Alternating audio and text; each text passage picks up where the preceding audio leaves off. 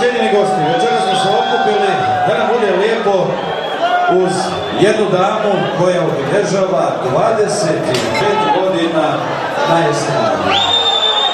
A za 25 godina uradila je 9 albuma, odlično pjeva, tako da vas molim za jedan veliki pljesak za Farizadu.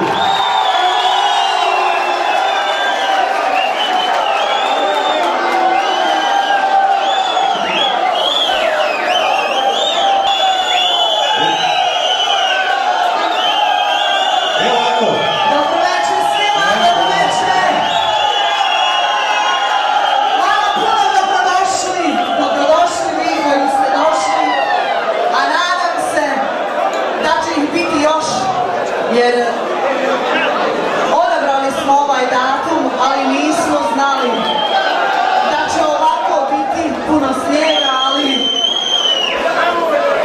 bit će nam lijepo, vjerujte. Hvala znači ispred mene svim mojim kolegama koji su se odazvali, koji su došli i koji će pristići.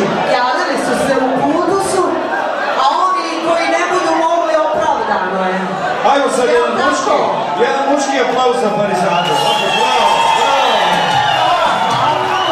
A na samom početku ja molim i estradnog menadžera, znanom kao Enes Popak, da u ime Udruženja estradnih umjetnika Tuzlanskog kantona uruči Farizadi priznanje za 25 godina na estradi.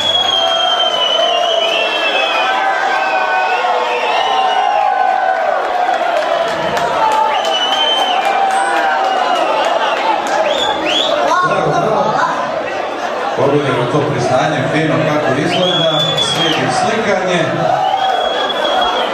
Toliko za sada od Enesa Popka, više se bavi dobrom muzikom u smislu da diskoteke uvijek budu pune nego što se bavi pričom ovako poput mene. A na samom početku mislim da je bilo sasvim dovoljno priče. Idemo sa prvih 5 kompozicija vaše i naše Farizade Čanđić.